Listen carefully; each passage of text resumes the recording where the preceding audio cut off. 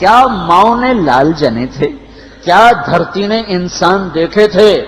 آج تک دنیا ایسا بادشاہ نہ دکھا سکی جو 22 لاکھ مربع میل پہ حکومت کر کے مسجد میں جھاڑو دے رہا ہو، جو 22 لاکھ مربع میل پر حکومت کر کے پانی کی مشق کندھے پہ اٹھا کے بیوہ عورتوں کے گھر میں گھڑوں میں پانی بھرنے جا رہا ہو۔ امیر المومنین کہاں جا رہے ہو؟ فلاں اماں کے گھڑے میں پانی بھرنے جا رہا ہوں، فلاں کے گھر میں پانی بھرنے جا رہا ہوں۔ 22 لاکھ مربع میل پہ حکومت کر کے دھرتی نے ایسا بادشاہ نہیں دیکھا جو اونٹ چراتا پھر رہا ہو۔ اور جو بیت المال کا اونٹ گم ہوا، چولے کو باندھا اور دوڑ لگائی، آگے احنف بن قیس ملے، ارے کہاں جا رہے ہو امیر المومنین؟ کہ تو بھی آجا، بیت المال کا اونٹ گم ہو گیا ہے، مل کے تلاش کریں۔ پتہ نہیں کتنے مسلمانوں کا اس میں حصہ ہے۔ دھرتی ایسا بادشاہ نہ دکھا سکے گی، نہ دکھا سکے گی، کوئی ایسا آیا ہی نہیں ہے کہ جو اتنی بڑی سلطنت کا مالک ہو اور کیکر کے درخت کے نیچے بغیر پیروں کے سو رہا ہو۔ یہ ہمارے چھوٹے چھوٹے حکمران، ووٹوں کے ذریعے سے کرسیوں پر بیٹھنے والے، ان بے وقوفوں کے آگے بھی پہرے، پیچھے بھی پہرے، دائیں بھی پہرے، بائیں بھی پہرے، اوپر بھی پہرے، ان کی گاڑیاں بھی بلٹ پروف، یہ پھر بھی ڈرتے ڈرتے جا رہے کہ انہوں نے ظلم کیا، یہ اپنی ذات میں خوف زدہ ہو گئے۔ عمر نے اپنے نام کے ساتھ فاروق کا لقب آپ نے کہا عمر فرق بین الحق والباطل، عمر وہ عمر ہے جس نے حق اور باطل میں فرق کر کے دکھا دیا، اس لیے یہ فاروق ہے، اس نے حق اور باطل میں فرق کر کے دکھایا، یہ فاروق ہے۔ حسن بصری فرمایا کرتے تھے اپنی محفلوں کو عمر کے ذکر سے سجاؤ۔ حضرت عائشہ فرمایا کرتی تھیں عمر کے تذکرے کیا کرو کہ جب عمر کا تذکرہ ہوتا ہے تو عدل کا تذکرہ ہوتا ہے، جب عدل کا تذکرہ ہوتا ہے تو اللہ کا تذکرہ ہوتا ہے۔ کہ ہم عائشہ رضی اللہ تعالیٰ عنہ فرمایا کرتی تھیں اتنے بڑی سلطنت پر حکومت کرنے کے بعد اللہ کی راہ میں جانے والے مجاہدین کے گھر گیا کھڑا ہوا ہے، دروازے پہ دستک دے رہا ہے، بیٹی کوئی بازار سے سودا لینا ہو تو مجھے بتاؤ، تیرے گھر والا تو اللہ کی راہ میں ہے، میں تمہارے گھر کا سودا لے آؤں، کیا کیا چیز چاہیے؟ تم نے اپنے خامند کو خط لکھنا ہوگا، تم تو لکھنا نہیں جانتی، مجھے بتاؤ میں تیرے خامند کو تیری طرف سے خط لکھوں۔ اما تیرا بیٹا اللہ کی راہ میں گیا ہوا ہے، مجھے بتا میں تیرے بیٹے کے نام تیری طرف سے خط لکھوں۔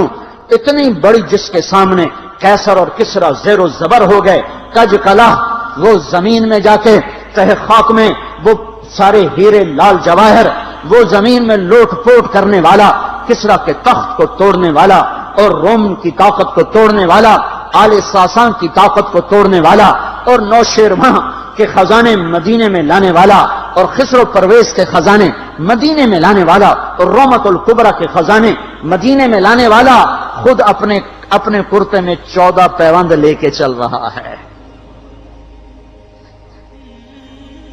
14 پیوند کے ساتھ کرتا ہے، مہینے میں 1 دن گوشت کھاتے تھے، وہ روٹی کھاتے تھے کہ عام آدمی حلق کے نیچے نہیں لے جا سکتا تھا۔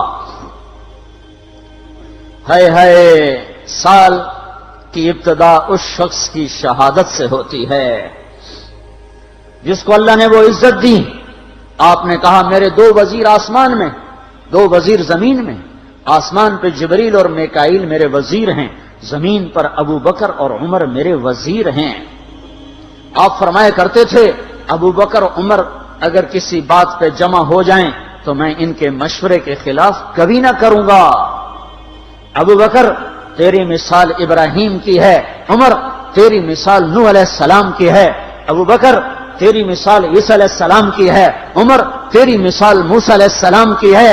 آپ مسجد میں آئے، آپ کے دائیں طرف ابو بکر تھے، بائیں طرف عمر تھے، آپ اندر آئے اور کہا دیکھو اسی طرح قیامت کے دن ہم اٹھیں گے کہ میرے دائیں طرف ابو بکر ہوگا، میرے بائیں طرف عمر ہوگا اور ہم ہاتھوں میں ہاتھ دیے ہوئے اٹھائے جائیں گے۔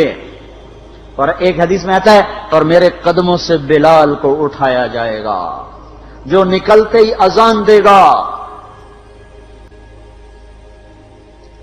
جس کے اسلام لانے نے اسلام کو اونچا کیا، جس کے اسلام لانے نے باطل کو پست کیا، جن راہوں سے عمر گزر جائے شیطان وہ راہیں چھوڑ دیتا تھا۔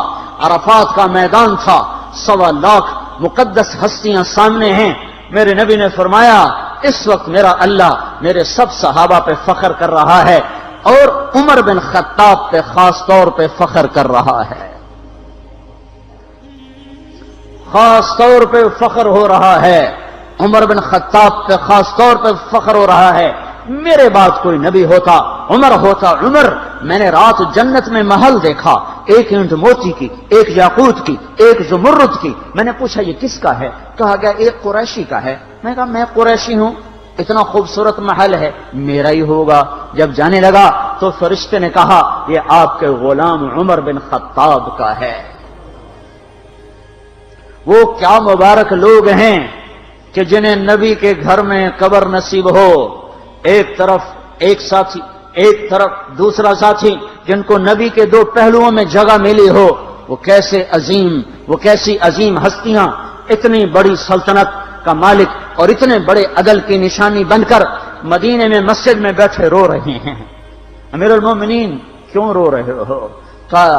کہا دجلہ کے کنارے کتا بھی پیاسا مر گیا تو پوچھ تو عمر کی ہوگی، فرات کے کنارے کتا بھی پیاسا مر گیا تو پوچھ تو عمر کی ہوگی۔ راتوں کو پہرے دیے جا رہے ہیں، راتوں کو خبرگیری کی جا رہی ہے۔ مدینے کے باہر ایک خیمہ ملتا ہے، چند بچے ملتے ہیں جو رو رہے ہیں۔ ایک عورت ہانڈی چڑھا کے ڈوئی پھیر رہی ہے۔ پوچھتے ہیں بہن یہ بچے کیوں رو رہے ہیں؟ کہ یہ بھوک سے رو رہے ہیں۔ ہانڈی میں کیا ہے؟ پانی، کچھ بھی نہیں۔ کیوں چڑھایا ہوا ہے؟ بہلانے کے لیے، سو جائیں گے روتے روتے۔ میرا اور عمر کا اللہ کے ہاں فیصلہ ہوگا۔ تو عمر کی ہچکیاں بن گئیں کہ عمر کو بہن تیرے حال کی کیا خبر؟ کہ پھر ہمارا بادشاہ کیوں بنا ہے؟ اگر ہمارے حال کی خبر نہیں لیتا تو ہمارا خلیفہ کیوں بنا ہے؟ پر لگ گئے، بیت المال سے سامان نکالا، بوری بھری، سر پہ اٹھائی، کمر پہ اٹھائی۔ غلام اسلم نے کہا میں اٹھاؤں؟ کہ قیامت کے دن بھی میرا وزن تو اٹھائے گا۔ اسی طرح بھاگے ہوئے آئے، پنیر نکالا، آٹا نکالا، گھی نکالا، شہد نکالا، ڈال کے ہانڈی میں نیچے آگ، خود دھواں گیلی لکڑیوں میں پھونکے مار مار مار آگ جلائی، حلوہ تیار کیا، پھر پلیٹوں میں ڈال ڈال کے بچوں کو کھلایا۔ وہ عورت کہنے لگی کاش عمر کی بجائے تو خلیفہ ہوتا۔ تو یہ نہیں کہا کہ میں ہی عمر ہوں، میں ہی عمر ہوں۔ فرمایا جب کل تو امیر المومنین سے ملے گی تو مجھے بھی وہیں دیکھ لے گی، مجھے بھی وہیں پا لے گی۔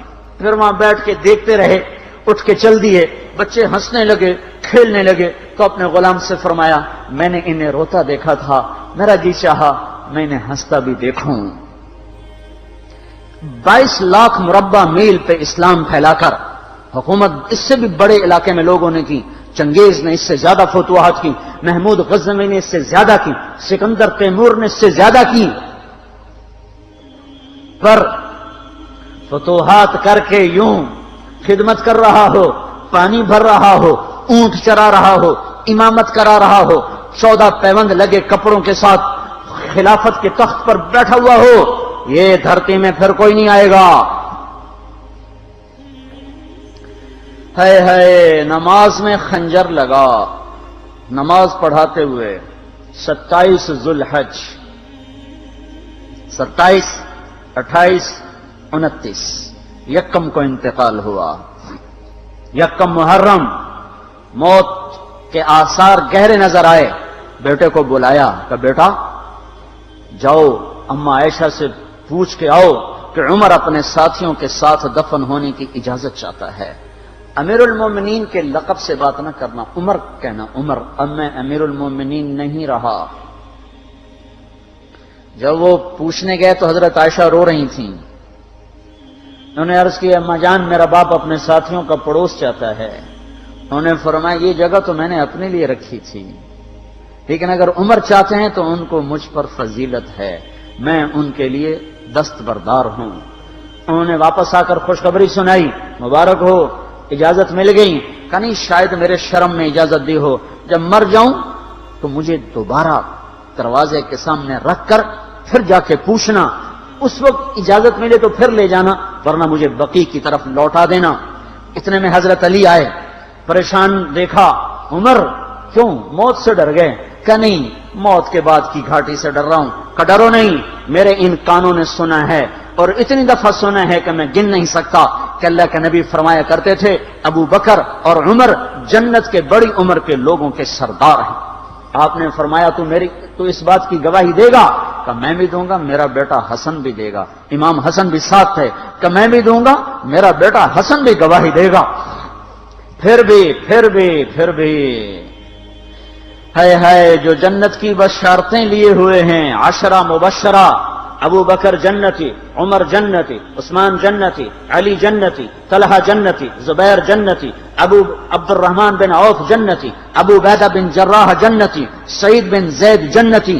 آپ نے نام لے کر گنے، نام لے کر گن کر کہا، سنو ابو بکر جنتی ہے، عمر جنتی ہے، عثمان جنتی ہے، علی جنتی ہے، طلحہ جنتی ہے، زبیر جنتی ہے، سعد بن ابی وقاص جنتی ہے، عبد الرحمن بن عوف جنتی ہے، ابو عبیدہ بن جراح جنتی ہے، سعید بن زید جنتی ہے۔ میں ان سے راضی ہوں، لوگوں ان کا حق پہچانو، میں ان سے راضی ہوں، میں ان سے راضی ہوں۔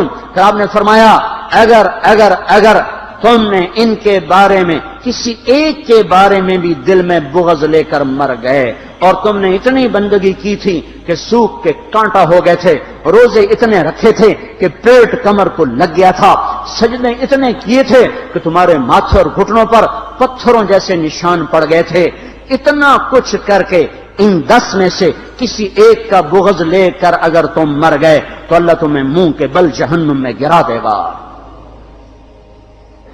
لوگوں میں ان سے راضی ہوں، ان کا حق پہچانو، جن کو اللہ بھی رضا کے پروانے دے رہا ہو، جن کو اللہ کا رسول رضا کے پروانے دے رہا ہو، جن کو وزارت کا شرف مل چکا ہو، نبی کے پہلو میں قبر جن کی بننے کا اعلان ہو چکا ہو، وہ موت پر کیا کہہ رہا ہے؟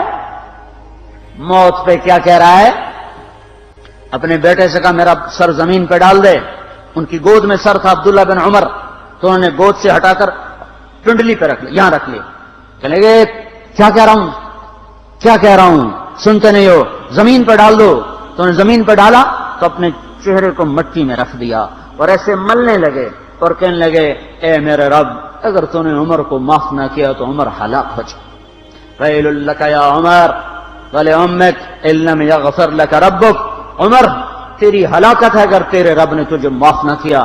یہ کہتے کہتے کہتے جان دے دی۔ 22 لاکھ مربع میل میں اسلام کو زندہ کرنے والا، این حالت نماز میں زخم کھا کے گرنے والا، مطلوب مصطفیٰ، وزیر مصطفیٰ، جنت کی خوشخبریاں لے کر پھر موت پر یوں کہہ رہا ہو، اے اللہ تو نے معاف نہ کیا تو میرا کیا بنے گا؟ کیا بے طلبی ہے۔ ان کے بیٹے خلافت کے اہل، ان کے بہنوئی سعید بن زید 10 مبشرہ میں سے دونوں کے نام کاٹ دیے کہ یہ 6 ہیں جن سے اللہ کا رسول راضی تھا، جس کو چاہو خلیفہ بنا دو، جس کو چاہو حکومت دے دو، نہ میرے بیٹے کو ملے گی نہ سعید بن زید کو ملے گی۔ کسی نے کہا شوشہ چھوڑا، آپ کا بیٹا بھی تو بہت قابل ہے، اسی کو بنا دیں۔ تو اسے تو طلاق دینا نہیں آتا، حکومت کہاں سے چلائے گا؟ یہ ایک واقعہ کی طرف اشارہ کیا ہے، اس کے پیچھے ایک واقعہ ہے جس کو انہوں نے یاد کر کے فرمایا وہ تو طلاق دینا نہیں جانتا، وہ حکومت کیا چلائے گا؟ حالانکہ بڑے صحابہ میں عبداللہ بن عمر کا مقام ہے۔ ہے جنازہ صہیب رومی نے پڑھایا، دروازے کے سامنے لا کے رکھ دیا گیا، سب لوگ جنازے کے ساتھ کھڑے ہو گئے، عبداللہ بن عمر اکیلے آگے گئے، دروازے پر دستک دی کہ اما جان میرا باپ عمر بن خطاب دروازے پہ حاضر ہو چکا ہے، اندر آنے کی اجازت چاہتا ہے۔ تو عائشہ رضی اللہ تعالیٰ نے اپنی چادر کو اٹھایا اور روتے ہوئے باہر نکل گئیں۔ پھر لوگ اندر داخل ہوئے، قبر کھودی گئی، قبر کھودتے ہوئے عبداللہ بن عباس بھی قبر کے کھودنے میں شریک تھے۔ تو کہتے میرے کندھے پہ کسی نے ہاتھ رکھا، میں نے پیچھے مڑ کے دیکھا تو علی رضی اللہ تعالیٰ عنہ کھڑے رو رہے تھے اور فرما رہے تھے مجھے پتا تھا تو یہیں آئے گا، یہاں تیرے سوا کوئی نہیں آ سکتا، کہ میں نے ایک دفعہ نہیں کتنی دفعہ میں نے اللہ کے نبی سے یہ بات کا تکرار سنا، میں ابو بکر اور عمر، اس کا اتنا تکرار سنا ہے میں نے کہ مجھے یقین تھا یہیں آئے گا، تو اور کہیں نہیں جا سکتا۔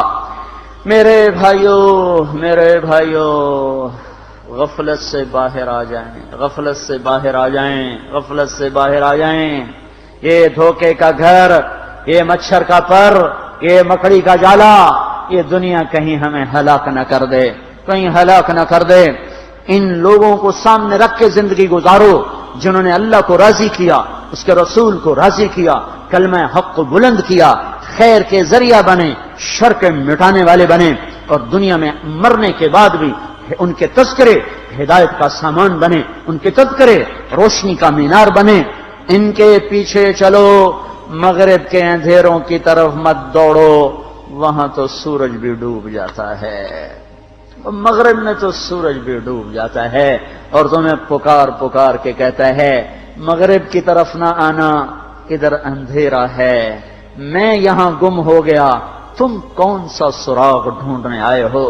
دوڑو اللہ اس کے رسول کی پاک زندگی کی طرف، اس کے پاک صحابہ کی زندگی کی طرف، جن کو اللہ نے مرنے سے پہلے جنت ہاتھ میں دے دی، جنت کی بشارت دے دی۔